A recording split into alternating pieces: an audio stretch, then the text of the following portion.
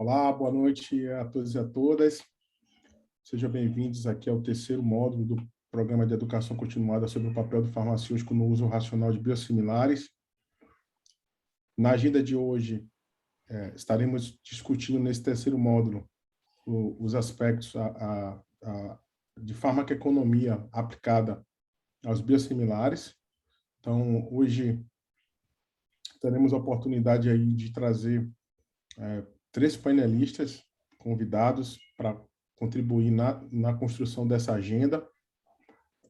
Eu vou passar aqui, já iniciando aqui a abertura desse terceiro módulo.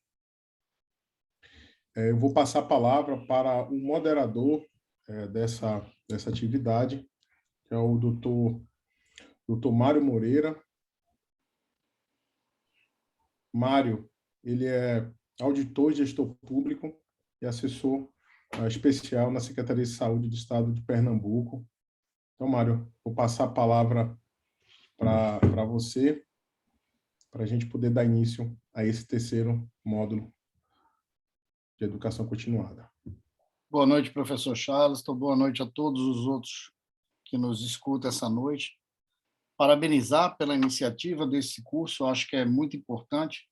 É um tema muito atual e que tem sido amplamente discutido ao longo do Brasil e do mundo, mas que a gente precisa aprofundar cada vez mais diante dos desafios nacionais.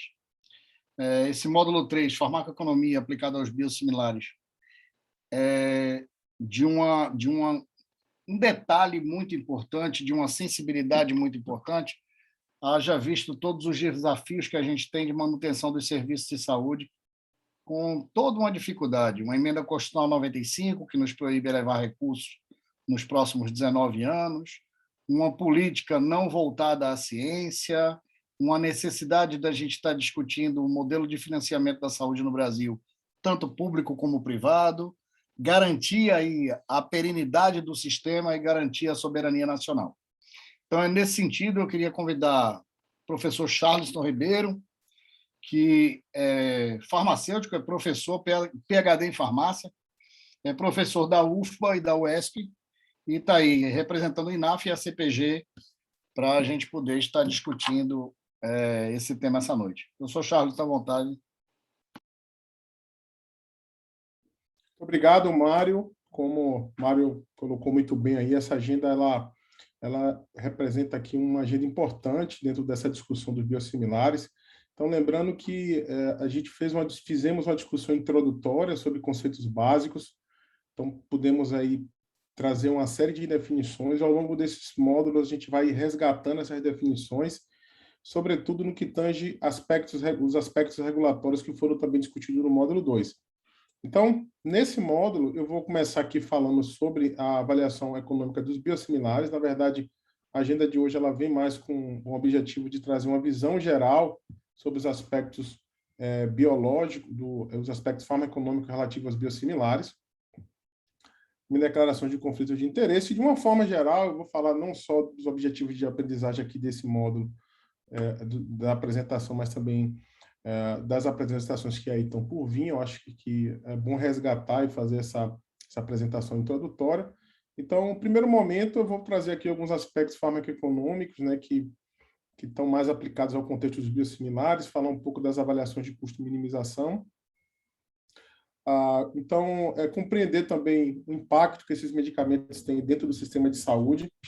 Então, eu vou trazer aqui uma agenda, um recorte aqui, né, do impacto dentro do contexto de saúde, dentro do sistema único de saúde. A questão dos potenciais benefícios também resultantes dessas incorporações. E a gente vai ter a oportunidade dos biosimilares, tá? Então, também trazendo uma perspectiva não só nacional, mas global. Então, o Diego está aí também, vai trazer algumas contribuições nesse sentido. E outro ponto também importante é a oportunidade que a gente está trazendo para dentro dessa agenda, a oportunidade de fazer uma discussão e de apresentar alguns dados de mundo real relativos à incorporação de algumas tecnologias no âmbito do sistema de saúde brasileiro. Então, com a presença aí do Dr. Reinaldo, que também é gestor e que vai, com certeza, estar compartilhando algumas experiências aqui dele na perspectiva da gestão desses medicamentos. Então, de uma forma geral, resgatando aqui alguns conceitos que a gente viu na última aula, né, os medicamentos biológicos, os biosimilares, eles são altamente semelhantes aos medicamentos biológicos, de referência, ou originador, como a gente tem comumente chamado. A gente não pode utilizar, dizer que esses medicamentos são iguais, então altamente semelhantes, então existem diferenças importantes.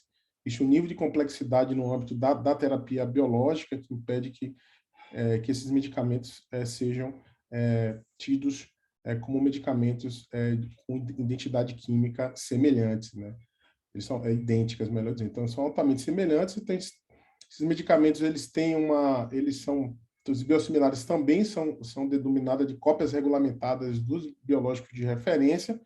O que a gente tem é uma expectativa aí, nos próximos anos, os medicamentos biosimilares vão estar cada vez mais presentes na realidade do sistema de saúde. Cada vez mais os farmacêuticos vão estar lidando, os profissionais de saúde, especialmente os farmacêuticos, que é o público-alvo desse programa de educação permanente, vão estar cada vez mais atuando com esses medicamentos, né? Então, a importância também desse curso, né? Então, a gente viu que o processo de desenvolvimento de um medicamento biológico, ele é um medicamento custoso, é um processo custoso, então, só para a gente ter ideia, os custos giram em torno de mais de $1 bilhão. Esse processo de desenvolvimento de um biosimilar, ele tem os custos relativamente menor quando comparado aí aos biológicos de referência, entretanto, sabe-se que esse custo, né, ainda gira na casa dos 100 a 200 milhões de reais, ainda tendo esse processo de desenvolvimento reduzido. Isso é importante chamar a atenção. A gente sabe, dentro dessa perspectiva também, né, que os esforços do ponto de vista de desenvolvimento dos medicamentos biológicos, né, se a gente for olhar o ciclo de vida desse medicamento, eles giram em torno aí, né, de aproximadamente 10 a 14 anos esse processo de desenvolvimento, e o ciclo de vida até 20 anos. A partir desse período, aí, geralmente, ocorre a expiração da patente, e aí entra no sistema de saúde, no mercado, os medicamentos biológicos e biosimilares. Então, só para a gente ter ideia, né, dentro desse panorama global, o quanto que esse processo de desenvolvimento ele implica aí, né, no investimento, né, pré-registro e pós-registro. Isso é muito importante a gente destacar. Outro ponto que eu queria destacar, pessoal, é a questão da comparação, né? A gente só para a gente ter ideia do custo, né, do tempo de desenvolvimento, aí lado a lado, um genérico com biosimilar, existe uma diferença importante que vale destacar, não só com o tempo de desenvolvimento, mas os custos, né, giram em torno, né, de 2 a 5 milhões o custo de desenvolvimento de um medicamento genérico versus 100 milhões o custo do medicamento, 100 a 200 milhões o custo de desenvolvimento de um medicamento similar. Então, com base nessa racional, inclusive, que é apresentada, que geralmente, né, os fabricantes utilizam, né, como justificativa, e uma justificativa plausível, do elevado custo, né, do medicamento biosimilar quando comparado aí ao medicamento genérico, tá? Então, principalmente em virtude do alto investimento que é feito no processo aí de desenvolvimento desses medicamentos. Seguindo um pouco nesse sentido, né, o Diego vai entrar um pouco mais detalhe nisso, até porque traz aí dados bem atuais do IQVIA, né, mas a perspectiva é justamente de que cada vez mais, como eu falei, esses medicamentos sejam presentes dentro do cenário de saúde global. No Brasil não é diferente, tá? Então, até 2023, somente duas dos biológicos de marca, né, que a gente tem disponível, que é o nivolumab e o pembrolizumab, né, eles não vão estar em cópias de biosimilar, mas os demais entrarão no mercado cópias de biosimilar. E a verdade né, que a introdução desses medicamentos no mercado tem um potencial considerável, né, de aumentar, sobretudo, a concorrência entre esses fabricantes e, consequentemente, reduzir o custo do tratamento e, consequentemente, também melhorar o acesso a pacientes a esses produtos, né? Então, cada vez mais a estimativa é que até 2023 a gente tem aí uma concorrência importante proporcionada aí pela introdução desses medicamentos biosimilares no mercado, né, com relação a esses produtos biológicos. Então, espera-se que essa concorrência ela triplique, e isso é um ponto importante na perspectiva, sobretudo, da garantia de acesso. Por que a gente quer chamar a atenção desse modo, né? É importante chamar a atenção que o processo de tomada de decisão, né, que envolve, sobretudo, a incorporação de tecnologias terapêuticas, ou seja, a adoção de opções terapêuticas em detrimento das outras já sendo disponibilizadas, é um objeto de estudo, né, da farmacoeconomia, né, e o importante essas discussões, principalmente no que envolve aspectos de substituição e intercambiabilidade, seja permeada por avaliações econômicas. Isso é muito importante fazer esse destaque aqui, né?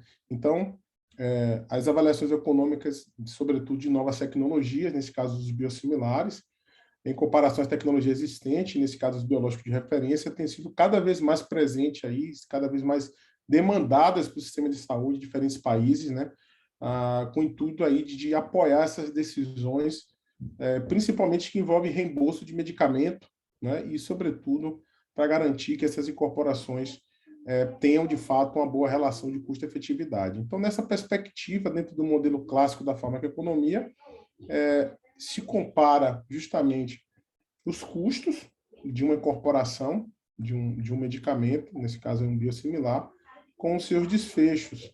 Então, no modelo de farmacoeconômica clássico, você tem uma análise de custo que é feita, né, comparado, né, com os desfechos. Então, você precisa de um estudo clínico para comparar lado a lado custos e desfechos. Isso é um modelo clássico de uma análise farmacoeconômica.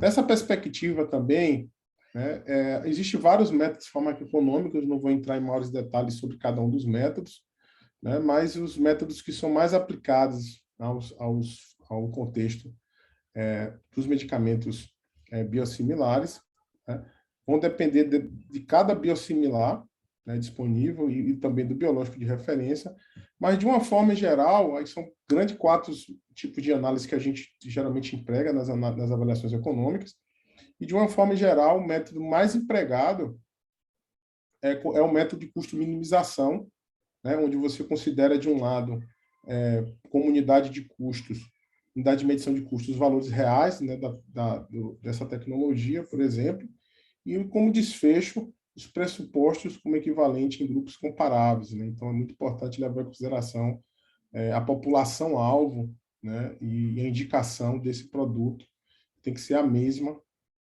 do produto do biosimilar, tem que ser a mesma do biológico de referência. Então, o melhor modelo que se aplica aí ao contexto de avaliação econômica dos biológicos e dos biosimilares, né, dentro de estudos que envolvem as análises de minimização. Então, de uma forma geral também, chamar a atenção que a avaliação econômica dos biosimilares, né, ela deve levar em consideração uma série de fatores. Aí aqui, o valor de um biosimilar deve ser balizado, esses diversos parâmetros que aqui foram colocados, incluindo a questão do perfil o perfil de segurança, né, a questão dos estudos farmacoeconômicos é um dos pilares importantes que é objeto de estudo dessa discussão desse módulo aqui, né, a questão do contexto de tratamento, a própria experiência também que a equipe de saúde tem com esses medicamentos. Então, a questão do valor não se baliza somente pela questão das avaliações econômicas. Nesse contexto, eu queria chamar a atenção aqui de alguns dados que já mostram, né, o panorama dos biosimilares dentro do contexto de saúde aqui no Brasil. Então, a gente tem um anuário farmacêutico brasileiro, 2018, por exemplo, que já traz alguns dados importantes sobre, principalmente, as empresas que atuam no mercado brasileiro, né, traz informações também sobre o grau de competitividade nesse setor e os medicamentos foram mais consumidos, né? Então, a gente observa que os medicamentos biológicos e os biológicos titulados novos, que aqui encaixariam os medicamentos biosimilares, já chegam ocupando uma fatia importante de participação nesse mercado. Deixa eu voltar aqui. Só para a gente ter ideia, né, esse mercado que movimentou só em 2018 cerca de 76 bilhões de reais, a gente teve aí cerca de 22% desse faturamento, né, foi representado por medicamentos biológicos e biológicos não novos, que aqui que representa somente 2,4% das apresentações comercializadas, né? Então, chamar a atenção aqui desse ponto. Outra observação que eu queria fazer também é relativa também aos medicamentos. Então, das substâncias com maior faturamento, 7 eram medicamentos biológicos.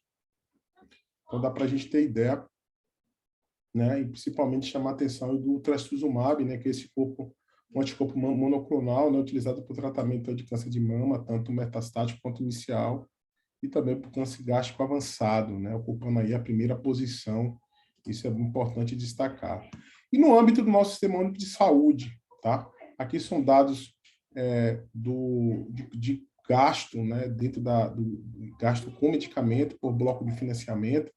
Existe aí bloco de financiamento dentro da ciência farmacêutica, então um desses blocos que a gente quer destacar aqui é o componente especializado, é onde tá lá presente as tecnologias de alto valor agregado, tratamentos mais complexos, que grande parte dos medicamentos biológicos e biosimilares estão dentro desse componente no âmbito do Sistema Único de Saúde.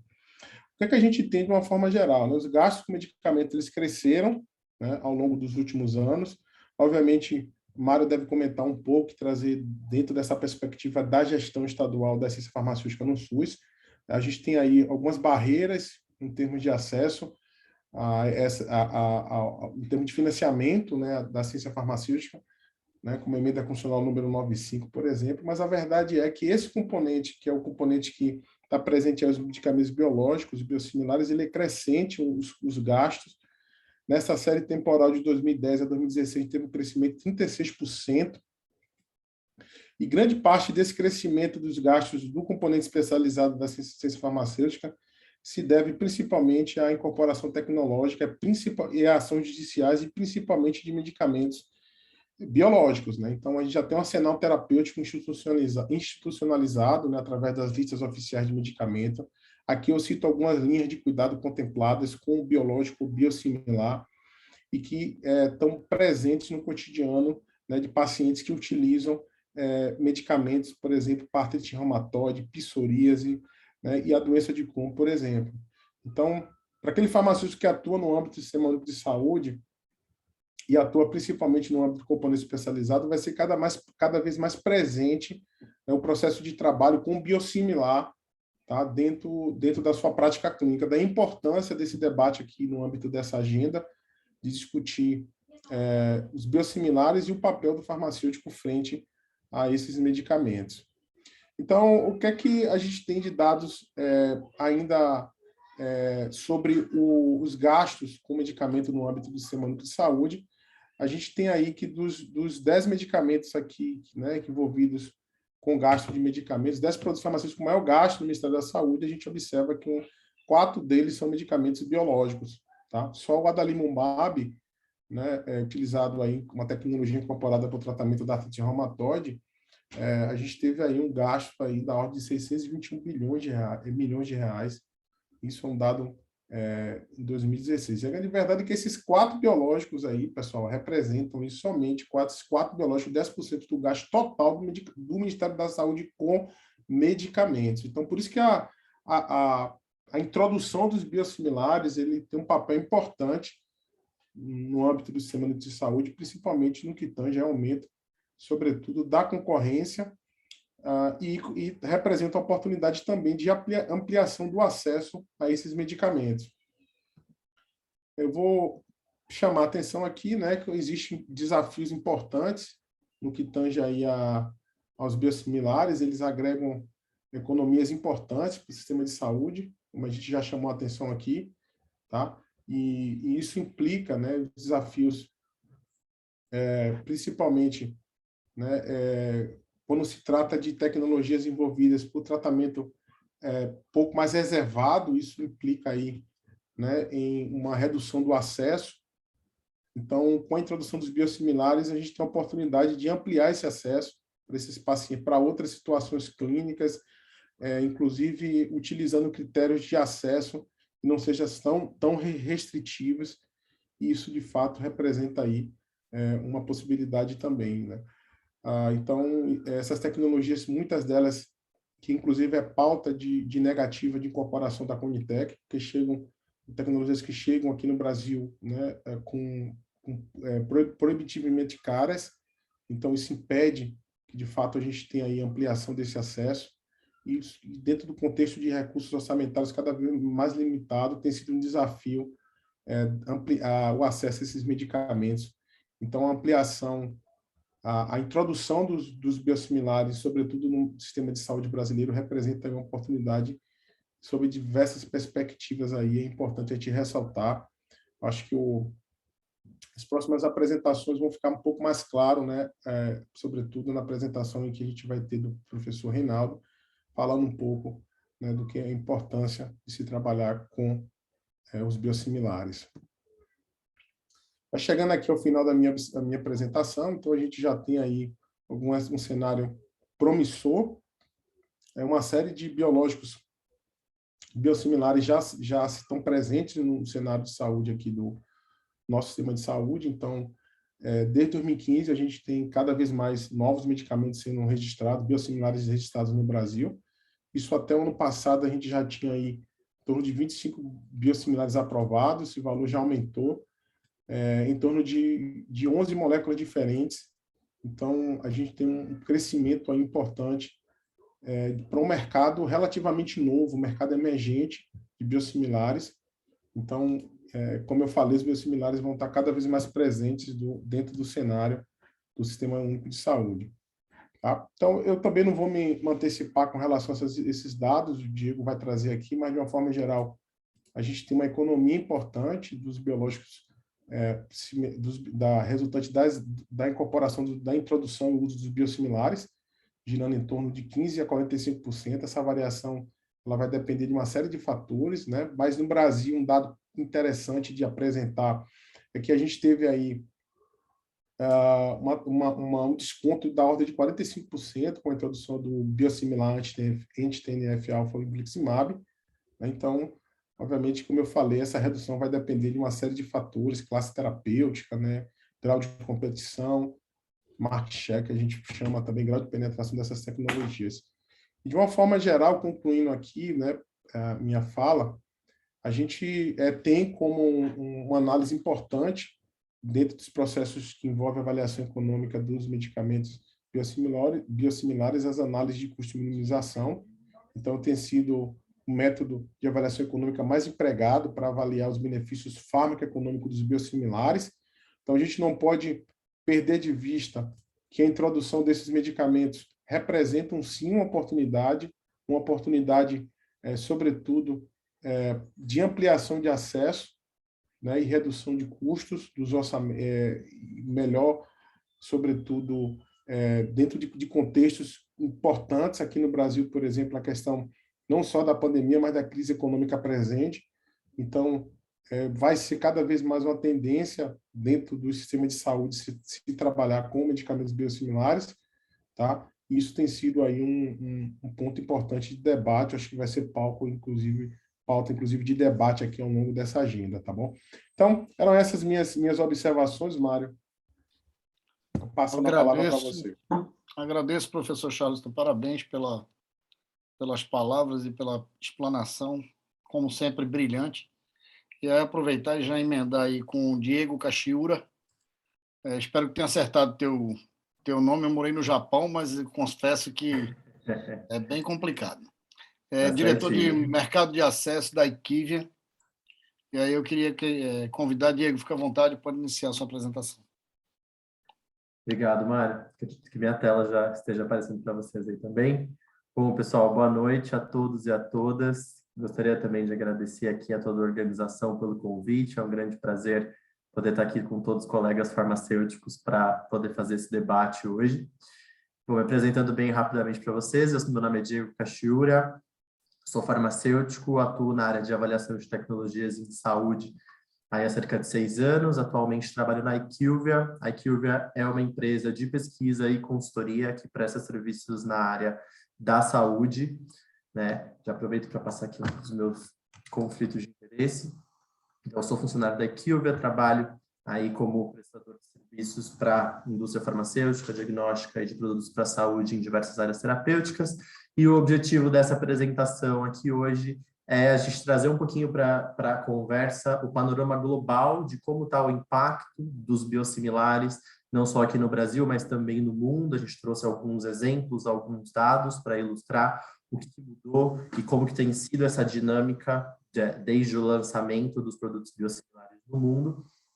E também para trazer um pouquinho do que a gente espera que isso possa refletir aqui no Brasil também, aí, em complemento a tudo que o professor Charleston já pôde mostrar para a gente hoje. Bom, para a gente começar, eu trago aqui uma primeira fotografia, né? Então, essa é uma análise que foi feita em relação ao ano de 2019, no contexto dos Estados Unidos. Então, quando a gente olha para os Estados Unidos, que é o maior mercado farmacêutico do mundo, né, em termos de faturamento, principalmente, é um mercado que em 2019 representou 493 bilhões de dólares.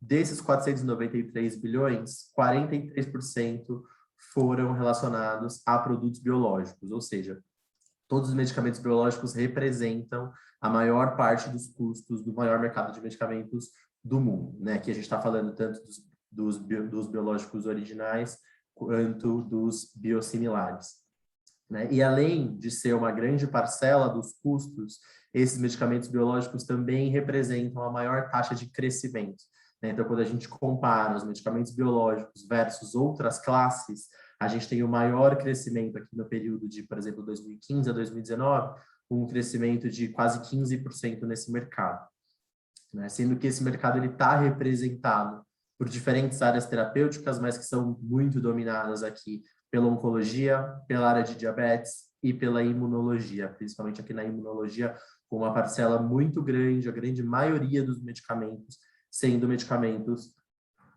biológicos, né? Quando a gente entra aqui, por exemplo, em onco e também em imuno, a gente está falando de um crescimento em 4 anos de mais de 20%. É um crescimento muito grande, e que a gente espera que seja cada vez maior com o desenvolvimento das moléculas e tudo aquilo, daquele primeiro panorama também que o professor Charleston já mostrou para a gente. Mas além aqui dessas áreas que são as áreas clássicas das terapias biológicas, a gente tem também outras áreas terapêuticas se desenvolvendo e trazendo cada vez mais esses medicamentos para as linhas de cuidado, né? Então, áreas de respiratórios, áreas de saúde mental, neurologia, dor, enfim. Então, a gente vê que hoje a gente tem um panorama, mas que nos próximos 3 a 5 anos a ideia e a expectativa é que isso cresça cada vez mais. Tá? Ainda olhando para essa fotografia de 2019, né, quando a gente fala desses 211 bilhões de dólares de mercado de medicamentos biológicos, cerca de só 19% aqui nesse período representam moléculas que tinham algum tipo de competição com medicamentos biosimilares. E 64% de moléculas que ainda não tinham, mas que passarão a ter, ou que já passaram a ter, né, nos anos aqui subsequentes. Desses 64%, cerca de metade das moléculas já tinham algum tipo de biosimilar em desenvolvimento, sendo que a maioria desses biosimilares ainda estavam, desses medicamentos biológicos originários, né, ainda estavam protegidos por patente aqui no ano de 2019. A gente espera que até 2025, 17 novos medicamentos percam essa exclusividade e passem a ter medicamentos biológicos biosimilares também disponíveis. Isso aqui falando da perspectiva dos Estados Unidos, tá? Quando a gente fala do mercado de biosimilares, o mercado europeu é mais forte, mais presente do que o mercado dos Estados Unidos, mas tem também aqui uma representatividade importante para a gente entender.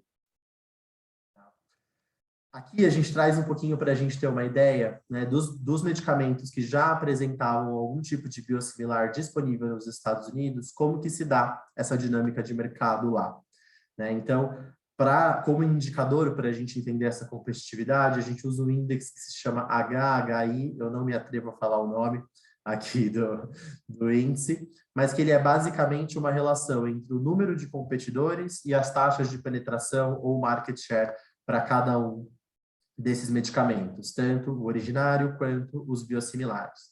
Quando esse índice é o índice de 1, a gente tem um monopólio, quanto mais próximo de 0, mais competitivo é esse mercado. Tá? Então, quando a gente vê aqui biosimilares que já foram lançados há mais tempo, como, por exemplo, Infliximab, mesmo com mais tempo no mercado, a gente tinha aqui, né, na época dessa análise dos Estados Unidos, apenas 2 tipos de biosimilares e um mercado ainda bastante concentrado, onde o originário ainda dominava grande parte.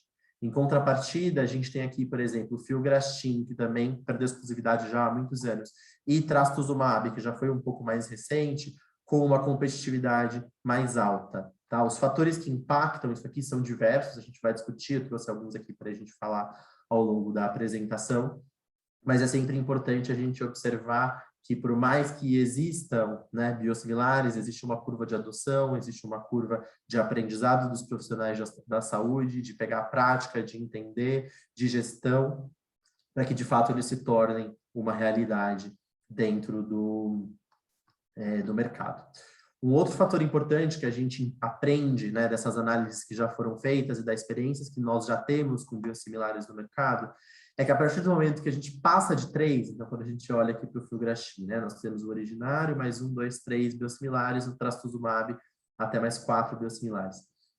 Então, quando a gente passa de 3, dificilmente os mais novos conseguem atingir taxas de mercado, de participação mais altas. Tá? Então, a competitividade, quando a gente tem 1, 2, até o terceiro biosimilar, a gente tem competitividades geralmente mais saudáveis, onde as taxas de penetração acabam ficando um pouco mais equilibradas do que quando a gente tem, por exemplo, um número muito grande de biosimilares e que não todas as empresas vão conseguir se manter significativamente ativas no mercado. Então, esse é um dos fatores-chave para a gente entender também como que funciona essa dinâmica. Aqui a gente traz um pouquinho da percepção de como tem sido a experiência na Europa.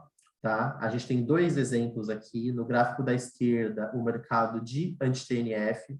Então, aqui em vermelho, nós temos, né, no eixo Y aqui, pacientes sendo proporção de pacientes sendo tratados, podemos chamar assim, e aqui o nossa série, no eixo X, a nossa série temporal.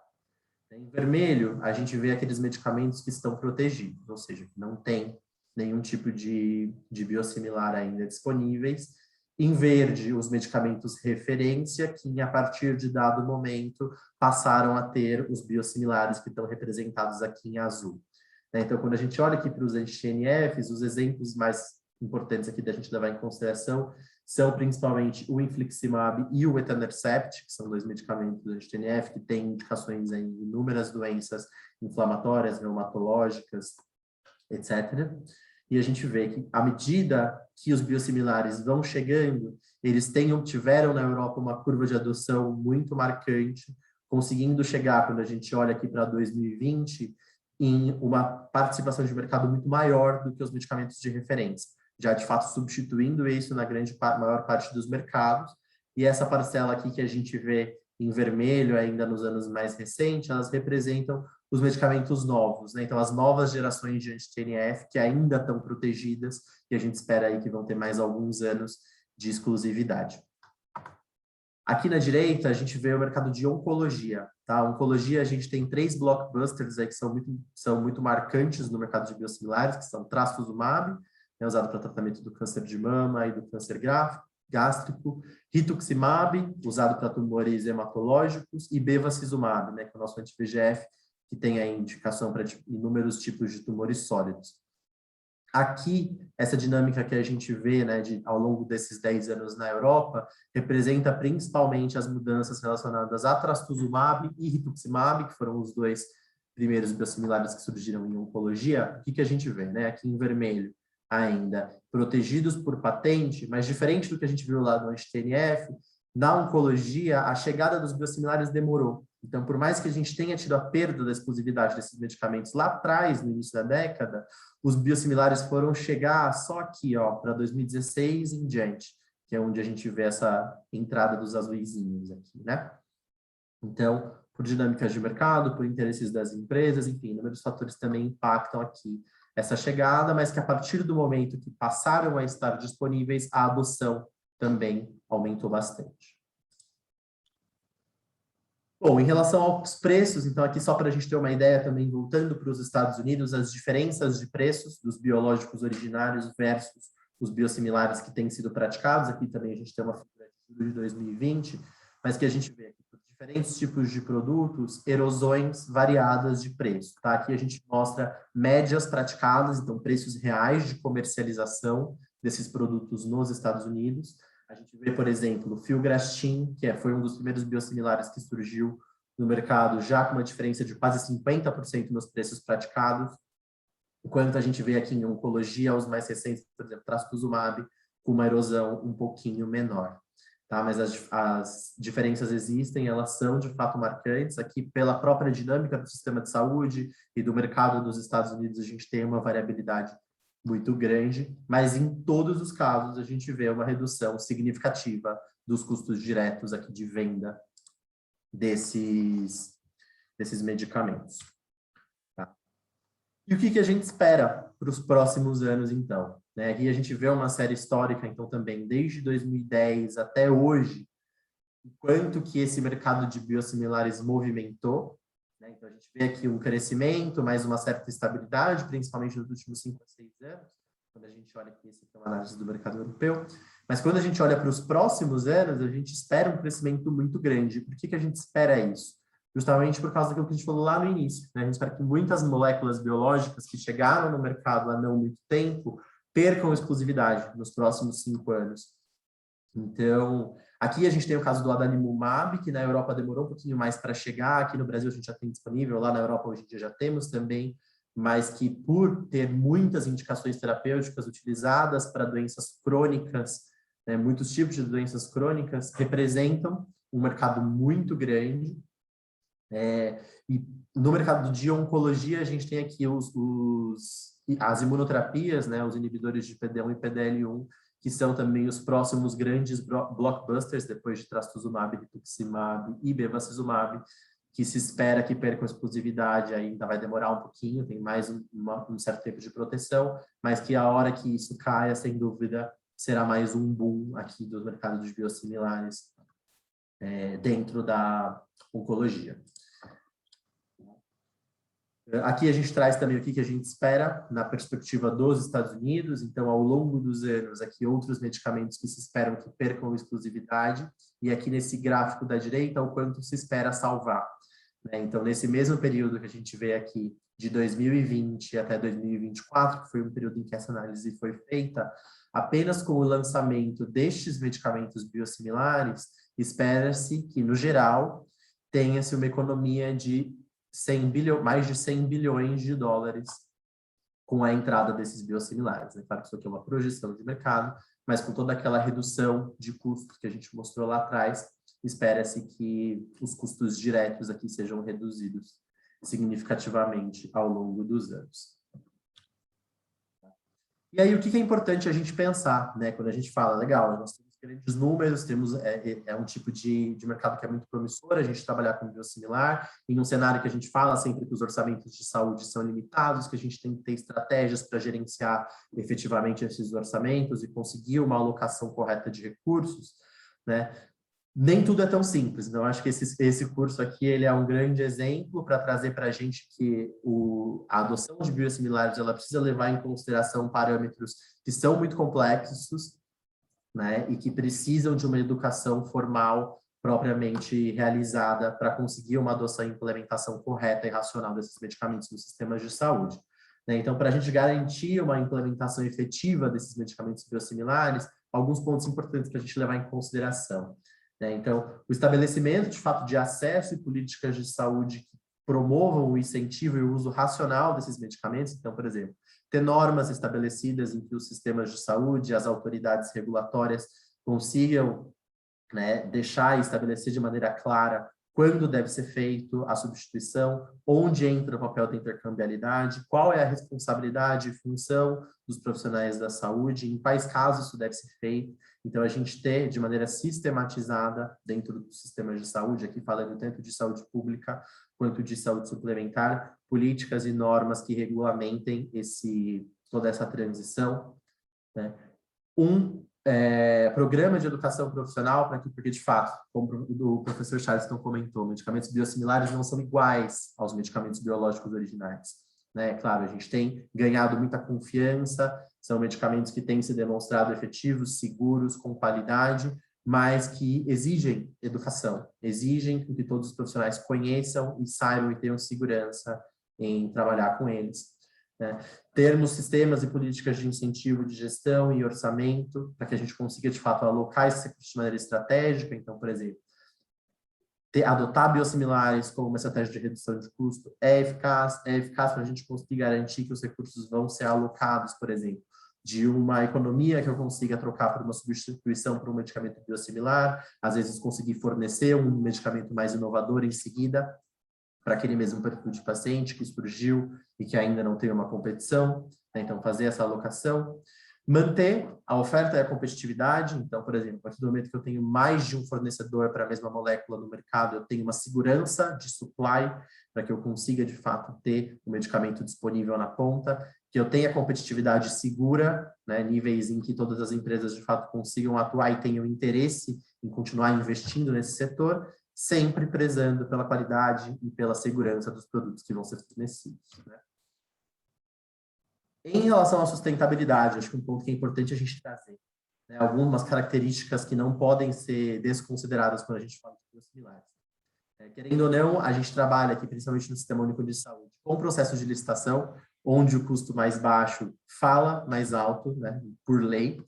Então, é importante a gente também entender como que esses processos de compra e de aquisição de medicamentos fomentam a competitividade, né? Muitas vezes, por exemplo, processos licitatórios em que a gente tem apenas um competidor vencedor podem desencorajar que mais empresas queiram ter mais biosimilares disponíveis no mercado e queiram investir nesse setor. Então, ter também políticas que auxiliem a gente a trabalhar essa competitividade de maneira saudável vão ser também importantes para a gente conseguir que esse mercado esteja sustentável aqui no nosso país. Tá? Outro ponto importante, entender as perspectivas do paciente e do profissional da saúde. Por exemplo, a gente tem um switch top-down, que a gente tem uma troca, mas que os profissionais da saúde não conhecem o novo medicamento biosimilar que chegou, que os pacientes talvez não tenham confiança naquele medicamento que vai ser fornecido para eles naquele momento, não necessariamente vai fazer com que essa transição seja uma transição saudável, né? Então, a gente tomar cuidado com isso, garantir que todos os processos sejam feitos de maneira correta, é crucial para que a gente consiga ter, de fato, uma troca sustentável. Aqui a gente traz também um pouquinho dessa fotografia da competitividade, então também, novamente, aqui no mercado europeu, por área terapêutica, mais ou menos os níveis de competitividade. Então, a gente vê que mesmo nos mercados em que há biosimilares, alguns ainda estão altamente concentrados, né, enquanto outros já têm um nível de competitividade um pouco mais forte. Tá? Para finalizar aqui, então, assim, alguns exemplos de ações que sistemas de saúde de fora tiveram para conseguir garantir essa implementação de biosimilares de maneira adequada, né? Então, aqui um exemplo do Reino Unido, o NICE, que é a Agência de Avaliação de Tecnologias em Saúde do Reino Unido, publicou um guia lá em 2016, quando os medicamentos biosimilares passaram a ter mais força aí dentro do mercado europeu, com orientações de como os serviços deveriam trabalhar com esses produtos, né? Então, ter identificação de líderes que conheçam e que possam fazer a promoção de educação e de informações adequadas, né? Comunicar efetivamente como são os processos regulatórios de garantia de qualidade desses produtos, ter ferramentas e estudos que permitam a avaliação do impacto econômico, estabelecer protocolos clínicos para entender como deve ser feita a intercambiabilidade, em quais casos, para quais casos os medicamentos vão ser destinados ou não, né? E também fomentar aí o monitoramento e a coleta de dados para entender e ter uma inteligência contínua sobre como tem sido essa adoção, né? Hoje, como que essa agência trabalha? Toda vez que tem um novo biosimilar no mercado, eles trabalham com um tipo de avaliação de tecnologia resumido, que eles chamam de Evidence Summary, onde basicamente eles avaliam as evidências clínicas disponíveis sobre esses produtos, eventuais limitações e guias que a agência deva emitir sobre sua implementação, mas de maneira muito simplificada, entendendo principalmente que essas questões de eficácia e segurança serão muito semelhantes aos medicamentos biológicos originários. E aí um grande case de sucesso que a gente teve foi o case da artrite reumatoide no Reino Unido, que lá em 2016 a gente tinha uma recomendação de 3 medicamentos biológicos, que foram a adalimumab, etanercept e infliximab, que eles eram recomendados apenas para pacientes com doença grave, que não respondiam aqui à terapia com os tratamentos modificadores da doença convencionais, e que em 2021, né, agora esse ano, após a entrada desses biosimilares no mercado, a própria agência optou por fazer uma nova avaliação e reavaliar esses medicamentos e recomendá-los para uma expansão de uso. Então, eles passaram a ser recomendados também aqui para pacientes com doença moderada, que era uma condição já solicitada por associações de pacientes, por especialistas e profissionais da saúde, que fazia sentido clinicamente, e que, com a manutenção ou redução dos preços de compra com a entrada de biosimilares, a agência entendeu que faria sentido ampliar o uso. Então, aqui um case, de fato, de exemplo de como a entrada de biosimilares ampliou o acesso ao tratamento. Aqui a gente pode seguir. E só para a gente entender um pouquinho aqui no Brasil, né, uma fotografia em relação a alguns produtos que a gente tem hoje, tá? Então, aqui é uma fotografia muito simples, aqui a gente está falando de preço lista, tá? Então, preço máximo regulado pela CMED para 4 produtos aí, 4 moléculas que a gente já tem biosimilares, e quando a gente olha preço lista, a gente já tem uma diferença muito significativa de preço. Tá? Então, para a adalimumab, por exemplo, quando a gente compara a referência com o biosimilar mais barato que a gente tem hoje, a gente está falando de 70% de redução de preço.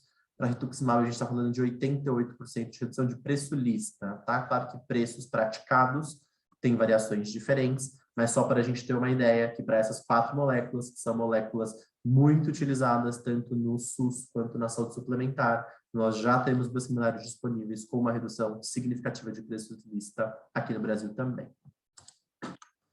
E para fechar, então também só reforçando que o professor Charleston já trouxe 2 ferramentas que acredito que sejam muito importantes aqui para ajudar a gente a entender esse cenário na perspectiva de farmacoeconomia, são as análises de custo-minimização e as análises de impacto orçamentário. Acredito que o Dr. Reinaldo também vai trazer um pouquinho na fala dele sobre, mas só para a gente passar aqui muito brevemente, em uma análise de custo-minimização, onde a gente compara, de fato, os custos diretos dos medicamentos, então, por exemplo, medicamento originário, desculpa aqui pela referência, e medicamento biosimilar, e faz, de fato, apenas a comparação de custos, entendendo que a eficácia e a efetividade seria a mesma, por isso que a gente não trabalha aqui com parâmetros clínicos, e na análise de impacto orçamentário, trazendo isso para uma perspectiva da população, uma perspectiva de gestão, né, onde a gente entende, por exemplo, dentro de uma Secretaria de Saúde de Estado ou dentro de uma carteira de operadora de plano de saúde, quantos pacientes eu teria elegíveis, quais seriam as minhas taxas de penetração, com biosimilares ou sem biosimilares, né? E para essa população, qual seria, ao final, a minha diferença de custo, mostrando aí uma potencial economia. A grande vantagem desse tipo de análise é que são análises simples de serem conduzidas, tá? É claro que, assim, existe uma metodologia por trás que precisa ser seguida, mas que muitas vezes uma ferramenta de Excel é possível se conduzir esse tipo de análise. Acredito que seja isso, fico também super à disposição aí para a gente continuar o debate. Diego, muito obrigado pela tua apresentação. Acho que você traz muita coisa interessante no cenário comercial mundial, importante, que claramente vai afetar o Brasil em algum ponto. E aí eu já queria trazer imediatamente o Dr. Reinaldo Rocha, que é médico, gestor de políticas de saúde da Planserv na Bahia. Dr. Reinaldo, fica à vontade para fazer sua apresentação. Ok, muito obrigado. Obrigado aí pelo convite. É uma honra estar aqui participando. Mas vamos lá, para a gente não perder mais tempo. Ok. O convite que o Charleston fez foi para apresentar um estudo que nós conduzimos aqui no Planserv.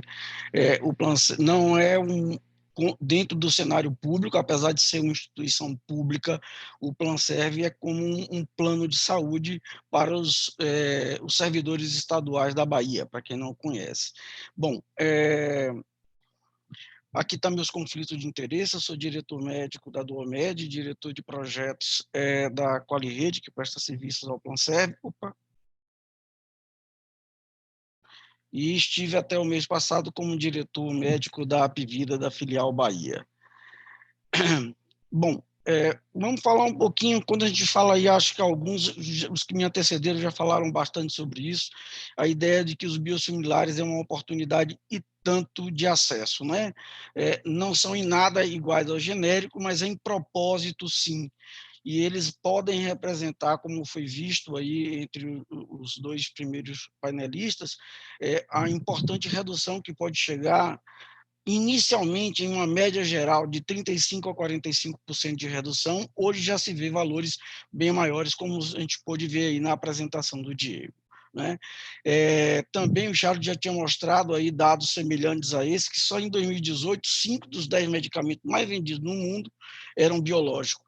E já tinha-se expectativa de venda de 32 bilhões de dólares dos 50 bilhões que representavam esses 10 medicamentos. Até 2020, 4 dos grandes blockbusters biológicos da oncologia encerraram sua patente. E isso aí dá 68 bilhões de dólares, na realidade. Imagine o quanto a gente não pode obter de economia para poder reinvestir em novos acessos. Então, hoje é de extrema importância que a gente esteja atento à questão dos biológicos. Já no Brasil, essa é uma lista CEMED de fevereiro de 2021, só entre oncológicos e imunobiológicos já tínhamos uma lista de 17. Eu estava dando uma olhada, já tem mais aí o golimumab, já tem outras opções de produtos de outras indústrias farmacêuticas dentro dos que estão aqui apresentados. Então, é uma realidade que a gente não pode fechar os olhos a ela. E uma coisa extremamente importante na questão dos biosimilares, principalmente no que tange de acesso, quando a gente fala a questão de acesso, de viabilidade econômica, são a aprovação, ou seja, o preço de aprovação. Isso porque a gente teve no início, por exemplo, o primeiro trastuzumab biosimilar chegou com o mesmo valor do biosimilar do biológico de referência, enquanto que já tiveram outro que chegou com mais de 70% de diferença. Então, a questão da aprovação de entrada no país, o preço dele de aprovação é extremamente importante. A outra coisa é uma questão da extrapolação, se ele veio só para uma única indicação clínica, uma vez que essas drogas normalmente têm múltiplas, mais de uma indicação clínica, ou se veio para todas as indicações que o medicamento de referência também trouxe. E, por fim, a intercambiabilidade e substituição. Esses dois elementos são extremamente importantes, porque, entenda, se um novo biosimilar chega no mercado e eu não posso fazer essa intercambiabilidade ou substituição, uma vez que a gente está falando de, a enorme maioria deles, oncológico e imunobiológico, são pacientes que vão usar isso de longa data. Então, a gente só vai poder ficar tratando os pacientes com biosimilar, aqueles pacientes novos. Então, a economia que vai se fazer vai demorar bastante. Enquanto que, se eu tenho já a possibilidade de fazer a substituição ou a intercambiabilidade no momento da chegada, a economia é de imediato. Isso é um ponto extremamente importante, talvez seja por isso que todos os colegas aqui, volta e meia, falam da questão da intercambiabilidade. Bom, mas vamos falar um pouquinho do motivo pelo qual fui convidado a falar aqui, que foi o estudo que conduzimos no PlanServe. Assim que saiu o primeiro biosimilar, o infliximab biosimilar, já tinha tido uma aprovação de incorporação por comparabilidade, o que é excelente, obviamente. A análise econômica mostrou que à época era 28% a menos o valor de lista. A análise padrão, entretanto, do mercado, de como é que o mercado estava consumindo. E volto a falar, de que mercado eu estou falando? Eu estou falando do mercado da área suplementar de saúde. Então, a despeito, como eu falei, de ser um plano de natureza pública, ele opera no mercado privado. Então, qual era a preferência, o padrão, o perfil de consumo do mercado? Obviamente, o Remicade era muito mais conhecido, né, do que o Rencima. Havia uma resistência naquele primeiro momento, por desconhecimento em relação ao biosimilar, e principalmente as margens de desconto financeiro, que talvez vocês não vivam isso no SUS, mas na área da saúde suplementar, isso é uma questão crucial, o que tange a levar as escolhas e preferências sempre para esses produtos que tenham maior margem. E o que aconteceu? Havia uma pouca disponibilidade do produto de referência em acolher a nossa proposta. E que proposta foi? De tentar ver se colocávamos os dois produtos com um valor igual, com a redução de valor, que é uma regra que já se tem, já se havia, né? Até hoje tem no Planserv, para medicamentos genéricos. Até então a gente usava para genérico, nunca tinham usado para outro produto, e estavam pensando em introduzir essa mesma regra para biosimilares e biológicos de referência. Entretanto, não havia disponibilidade da indústria farmacêutica produtora do Remicade em acolher essa estratégia, né? E o que aconteceu? Após uma incorporação sem qualquer aderência do Rencima, e inicialmente encontramos muita resistência dos prestadores em utilizar o Rencima, que era o biossimilado Infliximab, nós padronizamos o valor mesmo assim. E após esse período, a enorme maioria dos pacientes que estavam usando o Remicade, uma vez que a indústria produtora do Remicade não aceitou fazer o equilíbrio, o ajuste de valor, todos os pacientes passaram para utilização de Rencima. E aí nós sentimos na necessidade de acompanhar esses pacientes, e é o estudo que a gente vai mostrar aqui. E aquela questão principal era, será que realmente o Remicade e o Rencima são intercambiáveis? Essa que era a questão. A gente estava plenamente convencido, já havia vários estudos, como o estudo Planeta e a extensão dele, né, em espondilite anquilosante, já existia o Norsuite, já existiam os registros do Dâmbio, que mostravam que não haviam registros maior de pacientes com efeitos adversos maior do que o biológico de referência, não havia maior produção de anticorpo antimedicamento ou antidroga, né, chamado de AMAs ou ADAs, e os resultados, os desfechos clínicos eram basicamente os mesmos, né? Então, eu trouxe um dado interessante, que um ano depois, o Serviço Nacional de Saúde português chegou a recomendar, eu achei muito interessante isso que eles fizeram, a isso que a gente estava fazendo um ano atrás. Veja que nesse item 4, eles chegam a colocar o seguinte: em doentes já em tratamento com um medicamento biológico, quando a avaliação das condições de aquisição entre marcas alternativas de um mesmo medicamento biológico traduzirem oportunidade de redução significativa de custo para a instituição, deverá ser implementado um processo de mudança do medicamento para opção do de menor custo. Veja que é uma orientação do próprio Serviço Nacional de Saúde português, pleno de que não haviam diferenças do ponto de vista clínico entre um produto e outro.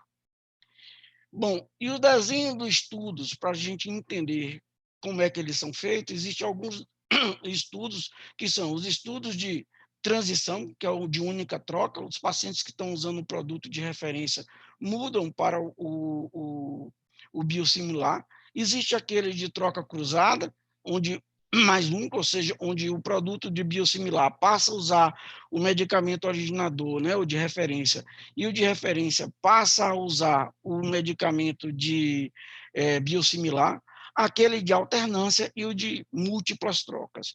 Obviamente, o que nós conduzimos foi um estudo de transição, onde todos os pacientes que estavam usando Rencima, usando o Remicade, passaram a usar Rencima. Esse trabalho que eu vou apresentar, ele foi apresentado inicialmente como pôster na ISPO de Barcelona, em 2018, e depois foi publicado na JBS em agosto de 2019, está lá para quem quiser olhar na íntegra a apresentação do estudo.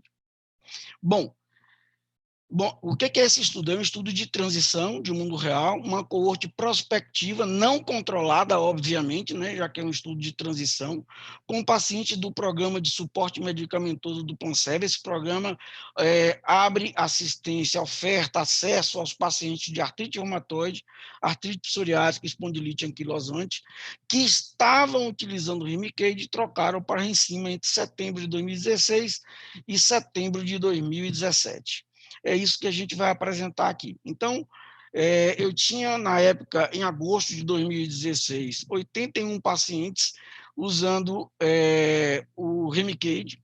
Deles, 41 eram pacientes de artrite reumatoide, 32 espondilite anquilosante e 8 artrite psoriásica. Em 2016, o valor da ampola do Remicade era 3.715, enquanto que do Rencima era 2.679. Esse momento, ninguém usava o Rencima e todos usavam o Remicade. A partir do momento que nós fizemos uma padronização de valor, ou seja, o Remicade ele não saiu da minha tabela de cobertura. Ele continua na minha tabela de cobertura, né? Mas só que o preço dele caiu de 3.715 para 2.679. A partir desse momento, os prestadores fizeram a migração completa para o Rencima. Qual era o desenho do estudo? Era, como eu falei, uma coorte prospectiva não controlada, óbvio, por 12 meses. O desfecho primário é descontinuidade do tratamento por todas as causas, por intenção de tratar. O desfecho secundário é aumento da atividade da doença, então nós medimos durante esse período pelo menos 3 vezes a atividade da doença. Os scores mais utilizados são os scores habituais, o BASDAI, o CASPA, o SDAI, todos são scores já bem utilizados na prática clínica. O instrumento de coleta foi o formulário do plano terapêutico do Planserv, porque a cada medicamento que você aplica no paciente é necessário emitir uma solicitação e precisa de uma autorização prévia. A avaliação econômica foi de custo-minimização, vocês já viram os dois panelistas anteriores falando, parte da premissa que o desfecho clínico é o mesmo, então eu basicamente vou medir dinheiro. E os critérios de inclusão foram apenas os pacientes que estavam no programa dessas 3 patologias que tinham pelo menos feito a indução com Remicade e trocou por Rencima, tendo feito pelo menos uma única ampola de Rencima. Então, esse era o desenho que nós pretendíamos. Mas nós tínhamos um problema. Uma vez que é uma coorte não controlada, como usar a referência, o que controle eu uso para poder verificar se o percentual de pacientes que tiveram a descontinuidade é aceitável ou não. Então, da literatura, podia ser uma alternativa, mas a gente preferiu fazer o seguinte, vamos utilizar diferente, nós usamos os mesmos pacientes do programa há um ano atrás, onde nós fizemos essa avaliação. Nós aplicamos o mesmo modelo de um ano para trás e verificamos que dos 91 pacientes, medimos as atividades da doença 3 vezes da mesma forma e percebemos que 10 dos 91 pacientes descontinuaram, sendo 8 falhas e 2 perdas. A mesma coisa iríamos aplicar aqui agora. Então, a gente já tinha uma referência, que era esses 11% aqui.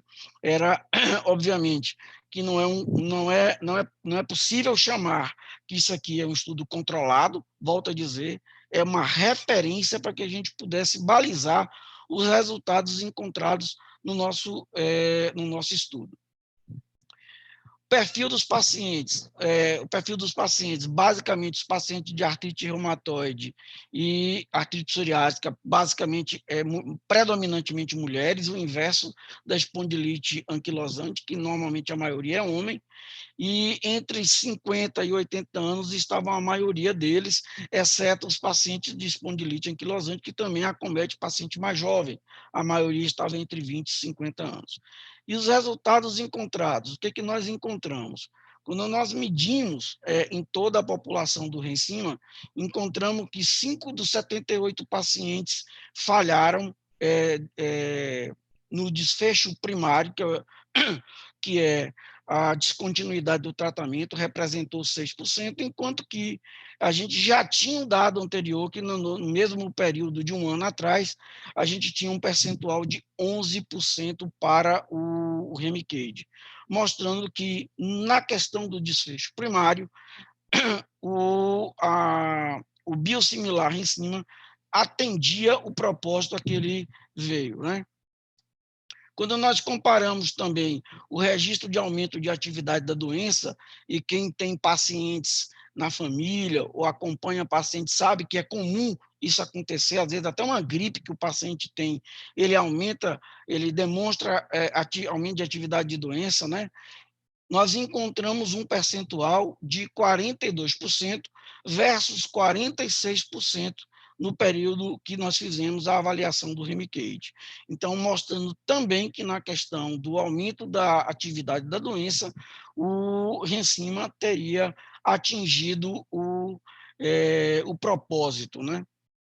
Isso não mostra, obviamente, que ele é melhor. Isso não mostra que ele é melhor, mas, obviamente, nos tranquiliza em saber que as taxas dele não foram piores do que o medicamento de referência. Bom, no que tange à avaliação econômica de custo-minimização, nós já esperávamos a ampola, como eu falei, do Remicade era 3.715 e o Rencima 2.679. Foram, à época, 1.689 ampolas nesse período, que se fosse realizada com o Remicade, dariam 6.275.000, mas o gasto nosso, como foi todo do Rencima, foi 4.500.000, dando aí um save, né, de 1.750.000 aproximadamente, que na época daquele dólar, que estava quase 1:3, que maravilha, deixei aqui, não quis tirar, à época teria sido $500 milhão economizado. Então, veja aqui a oportunidade que isso foi. Eu queria trazer aqui mais uma informação que foi logo em seguida, que foi o trastuzumab, para vocês entenderem um aspecto importante que a gente tem muito cuidado, muita preocupação do ponto de vista técnico e, às vezes, o comportamento do mercado, principalmente na área do mercado privado, no mercado da saúde suplementar, as coisas não são bem como, às vezes, os discursos não se alinham bem com os discursos técnicos. Em junho de 2018, fizemos a mesma coisa.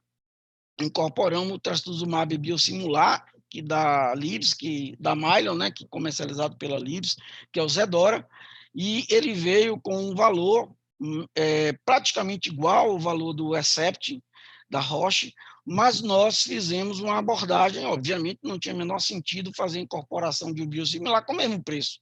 E aí a nossa ideia é manter os 28% que tínhamos no anterior. A Roche aceitou que fizéssemos a redução.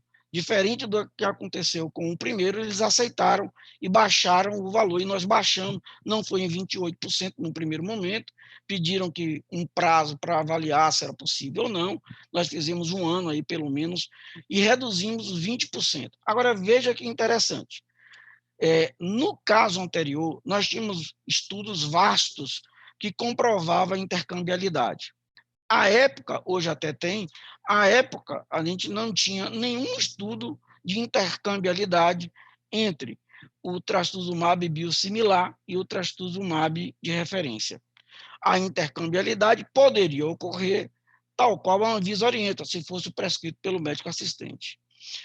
Até então, a única apresentação que tinha, apesar de estar disponível a subcutânea e a venosa, o trastuzumab único utilizado era a apresentação venosa.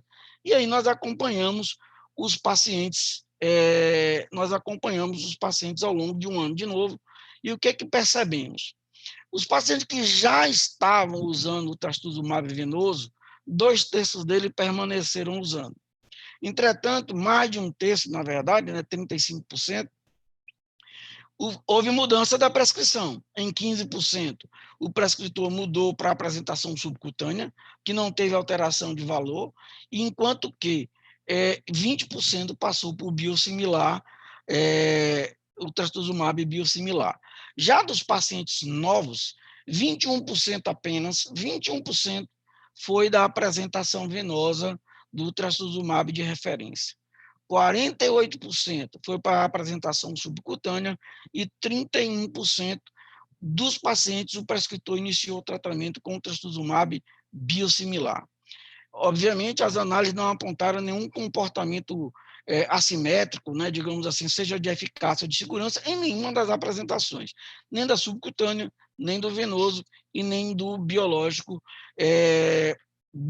biológico de referência venoso e o biosimilar venoso, no caso, o Zedora. E aí, o que a gente vê, o que a gente pode observar aí? Primeiro, já mostrou a confiança do prescritor no biosimilar, senão não tinha tido tanta aderência, né? Logo de saída, vocês viram que para o paciente novo, principalmente, 35% já estava utilizando o medicamento biosimilar. Mesmo não tendo estudos que pudessem comprovar a intercambialidade. Curioso que no anterior eu fui abordado, eu recebi uma carta fazendo questionamentos, eu tive que apresentar estudos mostrando que a intercambialidade era possível. Aqui a gente não fez obrigação nenhuma e a intercambialidade ocorreu pela própria prescrição do médico. E o segundo, quando a questão da intercambialidade fica exclusivamente a critério do prescritor, a conduta não obedece a um padrão de comportamento, levando a situações diversas. E, a despeito do discurso técnico, a gente observa que essas questões econômicas norteiam em muito a decisão da escolha do medicamento, principalmente no caso do mercado suplementar de saúde. Só para vocês terem ideia da economia, entre junho de 2018 a setembro de 2021, somente com o biosimilar do trastuzumab, o Plancev economizou mais de 7 milhões de reais. Acreditem, esses lá, obviamente, por ser um órgão público, isso não vira economia, não vira lucro para a empresa, isso é revestido em outras incorporações de novas drogas para novas terapias. Então, basicamente, senhores, é indiscutível que os biosimilares apresentam uma janela enorme de oportunidade ao acesso de terapias de alto custo, sem sombra de dúvida. E a gente precisa disso para tornar mais acessível essas terapias, as que não o são, e oxigenar a capacidade de trazer novas drogas que ainda não têm, inclusive, biosimilares, né? Uma coisa extremamente importante, assim, acho que foi o Diego falou aí, se não me engano, a complexidade desses medicamentos requer um alto rigor regulamentar, um conhecimento do assunto extremamente importante. É importante levar conhecimento, educação continuada e muita prudência. Agora, também é importante dizer o seguinte, a preocupação excessiva e infundada, só porque é desconhecido, ou por tentativa de preservar margem financeira, a gente não pode aceitar enquanto sociedade como barreira à obstrução desses biosimilares, porque senão a gente vai estar deixando um monte de pessoas que poderíamos tratar e não estaríamos tratando. Basicamente, eu acho que é isso. Obrigado aí. Deixa eu encerrar aqui. Doutor Reinaldo, muito obrigado pela sua apresentação. Eu acho que todos vocês, na apresentação, trouxeram alguns pontos importantíssimos. Um é a questão do acesso. A gente sabe que a redução de custos gera acesso. Se não gerar naquela determinada doença, vai gerar em outra. Até porque o recurso público ele é finito. E, hoje em dia, como o Charleston colocou, vivemos num subfinanciamento e numa dificuldade de novos recursos. Haja visto também a pandemia que gerou um fechamento necessário da sociedade e isso reduziu a arrecadação de recursos para que a gente pudesse ter um enfrentamento adequado dessa pandemia. A redução de custo é um ponto importante. Eu acho que o doutor Reinaldo coloca aí uma questão da redução de custo nesse último slide, que mostra que há uma necessidade. Diego colocou, Charleston colocou, a gente precisa começar a pensar isso como modelo de gestão. E a partir do momento que você tem espaço para competição, a gente sabe que os custos reduzem. Porém, a gente ainda tem o problema da intercambialidade. E aí eu queria chamar muita atenção deste ponto, porque a gente vive no Brasil hoje uma intercambialidade institucional. Por que isso? O senhor coloca, doutor Reinaldo, o rigor regulamentar. No Brasil não há regulamentação. A lei que se criou, o biosimilar, é a lei do genérico. Então, não há legislação específica para isso. A normatização da Anvisa, que não é normatização, porque é uma orientação, está lá escrito, nota de orientação. Orientação eu sigo se quiser, não é portaria, não é lei, não é nada. Orientação é conselho de vó. Não tem uma regulamentação. Então, a gente precisa trazer uma discussão para dentro do Congresso Nacional, que é quem tem que legislar, sobre isso, da discussão da legislação. Já está correndo lá dentro, eu acho que a gente tem, como gestores públicos nas diferentes áreas, fazer pressão sobre isso, mas a gente precisa garantir, porque se não há um rigor regulamentar, cada um atua como quer. E aí eu vou trazer a lei de licitações e contratos. A lei de licitações e contratos não me permite comprar a marca. A lei de licitação, e aí quem está dizendo aqui é um auditor que é da Controladoria Geral do Estado. Então, a lei de licitações e contratos, ela deixa muito clara que eu não posso especificar o nome fantasia, a não ser por indexabilidade. Mas, se não for por isso, eu não posso especificar. Então, como é que eu vou comprar o trastuzumab, o infliximab, o filgastrin, se eu não posso comprar para diferentes públicos, manter o paciente? Então, eu vivo a intercambiabilidade institucional. Eu compro sempre o menor preço. E aí, quando o Diego coloca que a gente precisa organizar o sistema, o próprio sistema se desorganiza em algum ponto do processo. Porque eu não posso garantir que meu paciente, o teu, ele comece com aquela terapêutica e ele termine com ela. Em algum momento ele vai intercambiar. E o que fala a orientação da Anvisa? Permite-se uma intercambiabilidade que ele não volte. E aí fica naquele negócio. Cada ano eu faço uma licitação nova e o paciente fica o que a gente chama aqui no Nordeste de pim-pam-pum. Para aqui, para ali, para aqui, para ali. Então, a segurança do paciente tem sido relegada. Esse é o ponto. A gente precisa discutir a intercambiabilidade. O acesso e o custo estão interligados. A gente tem visto isso. A quantidade de gente que a gente consegue, eu acho que o Diego colocou o estudo da Inglaterra, o senhor colocou o estudo aí da Bahia, isso permite, mas a gente precisa ter serenidade jurídica para poder fazer esse tipo de discussão para dar segurança ao prescritor, porque eu acredito que isso é uma imoralidade, o que a orientação da Anvisa faz, ela sobrecai sobre o prescritor a responsabilidade de dizer se o cara vai ter terapêutico ou não, quando o prescritor não tem a droga que ele quer usar. Ele tem a droga que está disponível. Então, essas questões são muito importantes para a gente poder discutir. Algumas pessoas perguntaram aqui, Ana Paula, se eu não me engano, perguntou se todos os biosimilares são produzidos no Brasil. Eu acredito que não, mas eu acho que Diego pode trazer uma contribuição com relação a essas importações. A quantidade de moléculas que algumas empresas estão trazendo como biosimilar é muito grande para o Brasil agora, nesse momento.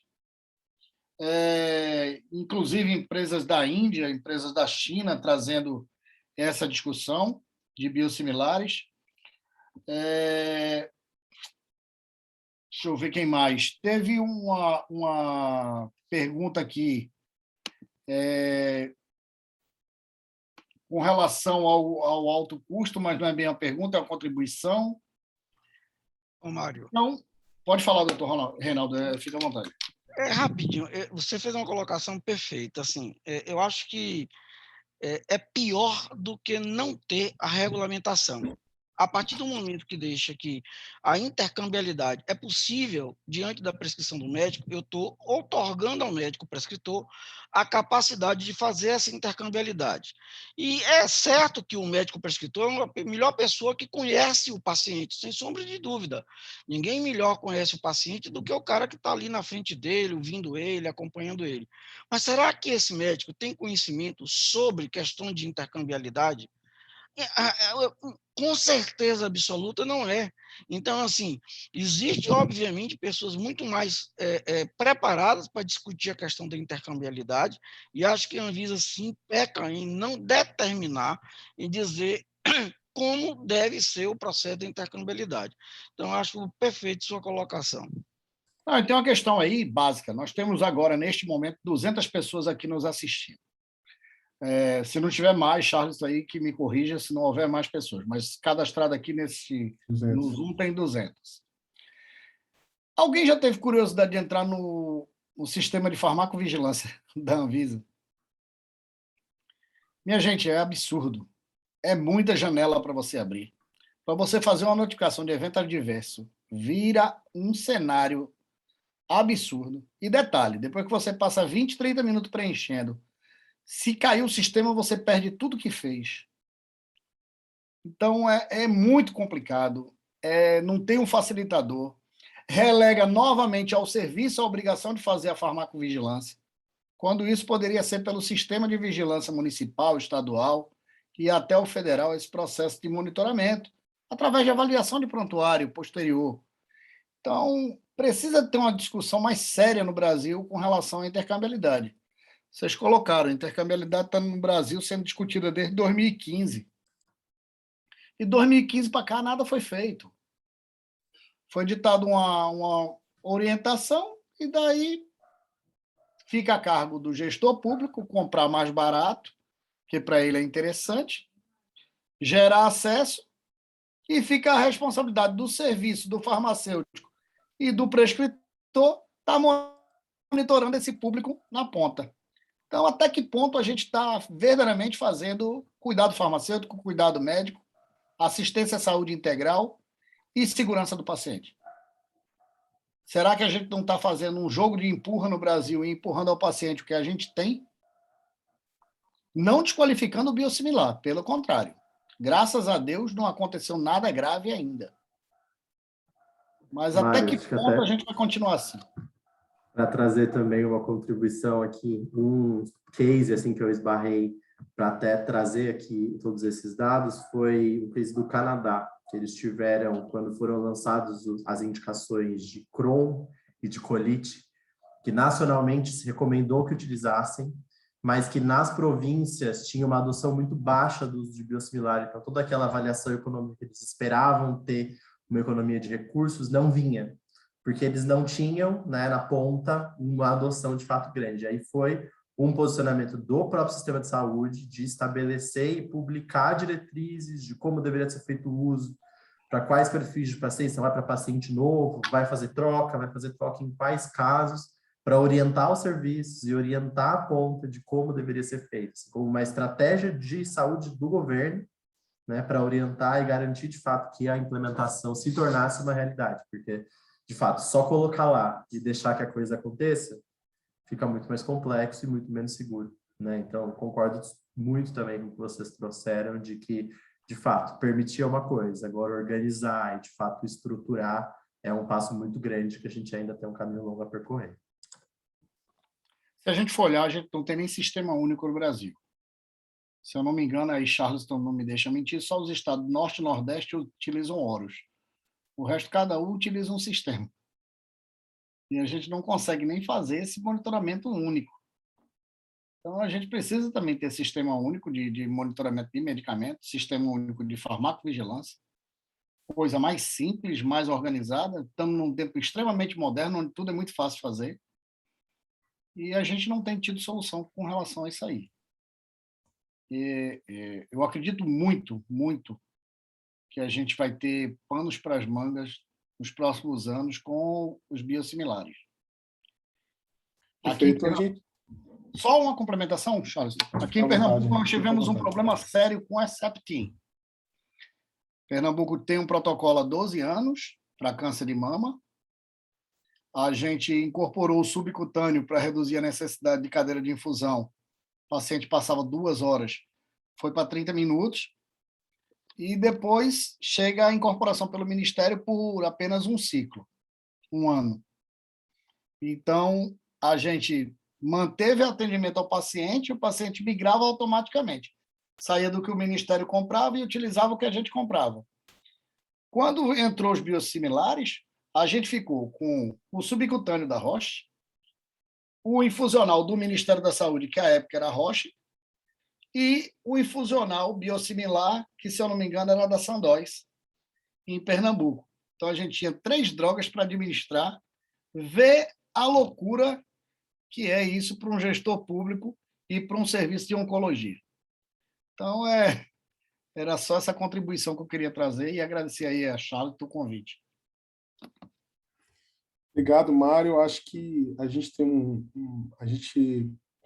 teve uma agenda hoje bastante rica, né? Sobretudo de contribuições, partindo de uma perspectiva conceitual. A gente trouxe aqui alguns conceitos básicos. Obviamente que parte dessa discussão a gente chama vocês aí para participarem no ambiente virtual de aprendizagem. A gente teve a oportunidade também de fazer uma discussão aqui apresentando não só o panorama nacional, mas global dos biosimilares. Eu acho que está claro a importância, sobretudo, da incorporação e da adoção desses medicamentos no âmbito do Sistema Único de Saúde e no âmbito do Sistema de Saúde Suplementar, como o doutor Reinaldo trouxe claramente. E tivemos também a oportunidade de ver aqui ter dados de mundo real sendo apresentados, conduzidos na perspectiva aqui de Sistema de Saúde Suplementar, trazendo a importância, sobretudo, da farmacoeconomia para subsidiar tomadas de decisão que envolve a intercambiabilidade do biológico de referência pelo biosimilar. É nessa perspectiva que esse programa ele se propõe a partir dessa visão ampliada, né, dos biosimilares, não só discutindo conceitos básicos, mas aspectos regulatórios que foi discutido no módulo passado, e agora discutindo farmacoeconomia, a gente trazer, né, cada vez mais o profissional farmacêutico para trabalhar nesse contexto de biosimilares, entendendo não somente as oportunidades, mas também os desafios que a gente teve agora a oportunidade aqui na fala de Dr. Mário, trazer um olhar da gestão, né, do gestor que está no Sistema Único de Saúde, que trabalhou e trabalha aí com medicamentos biológicos e biosimilares, trazer um pouco da visão no que tange aí as barreiras, sobretudo regulatórias, e, sobretudo, barreiras que envolvem aí a aquisição desses medicamentos e adoção no âmbito do sistema público. De forma muito elegante aí, doutor Reinaldo aí, parabenizando também pela apresentação, né?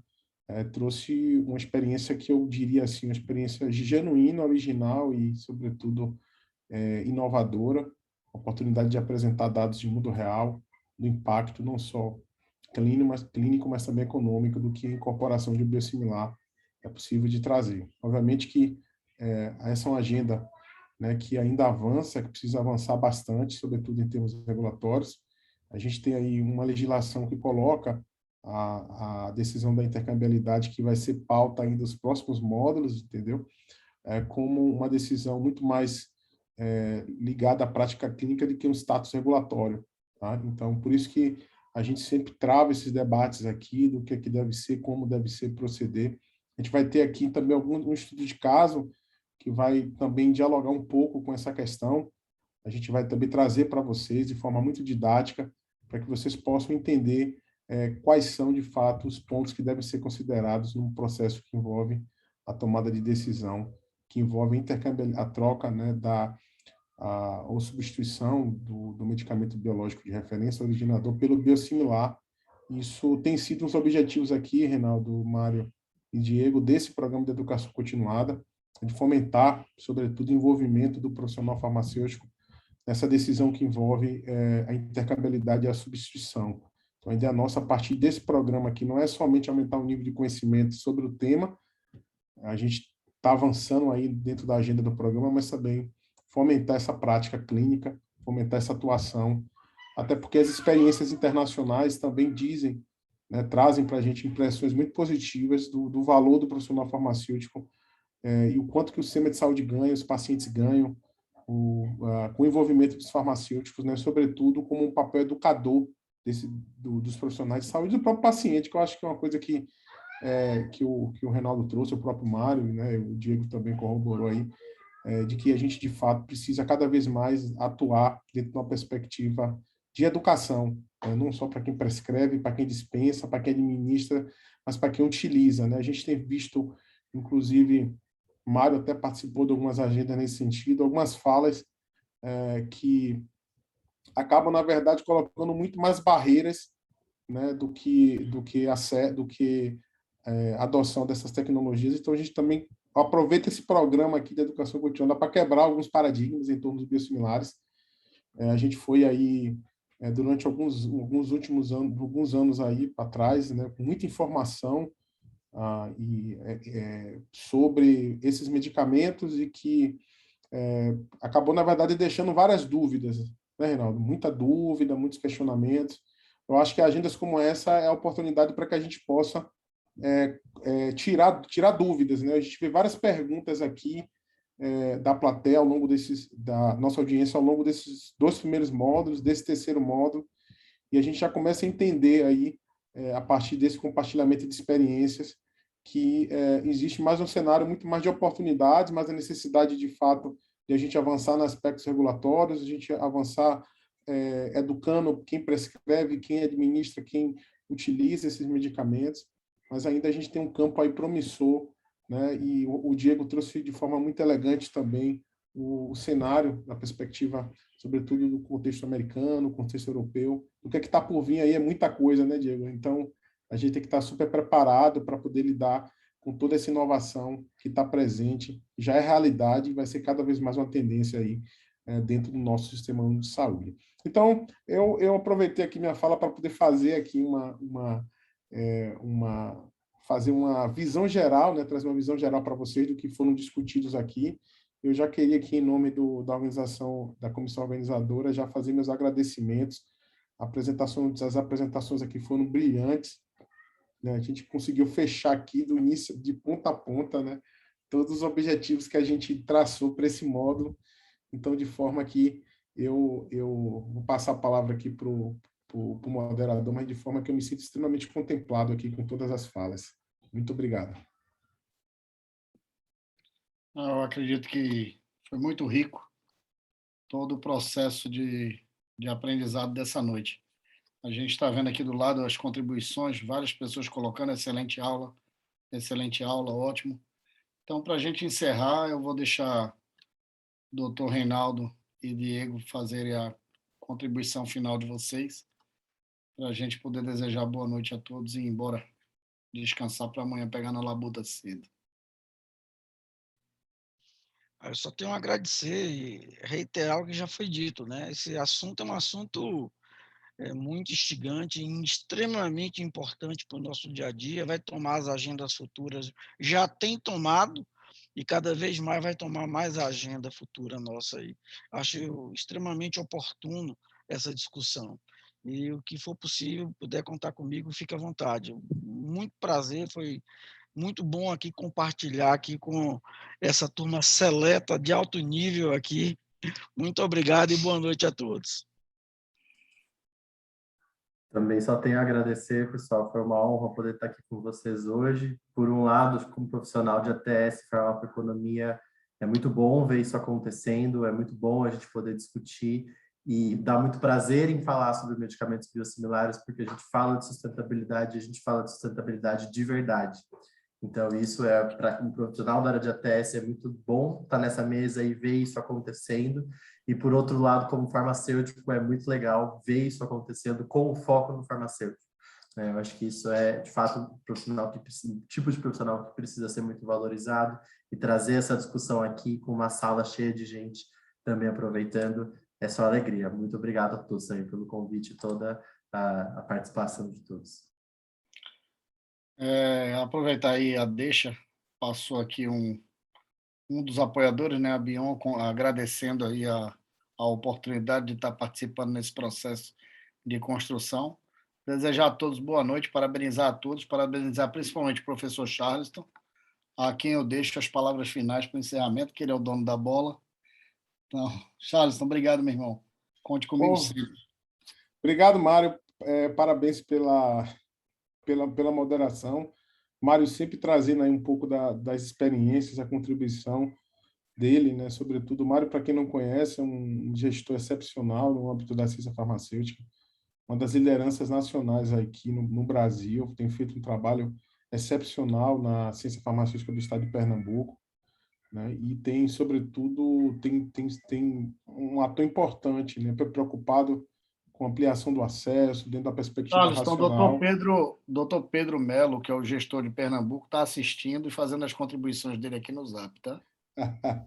Eu queria já aproveitar, já que Pedro entrou aí aí na mensagem aqui, eu queria agradecer a Pedro também. Pedro, ele tem sido também um ator importante, tem feito uma parceria excelente aí com o atual gestor, né, que com o Mário conduz aí brilhantemente a gestão da ciência farmacêutica de Pernambuco. Eu acho que Pernambuco sempre atuando na vanguarda, formando assim profissionais de excelência no campo da gestão, e tem sido uma experiência muito positiva, Mário. Eu acho que eu queria até fazer essa ressalva aqui. Pernambuco tem sido um ator importante na ciência farmacêutica do Brasil, tem atuado no campo da vanguarda.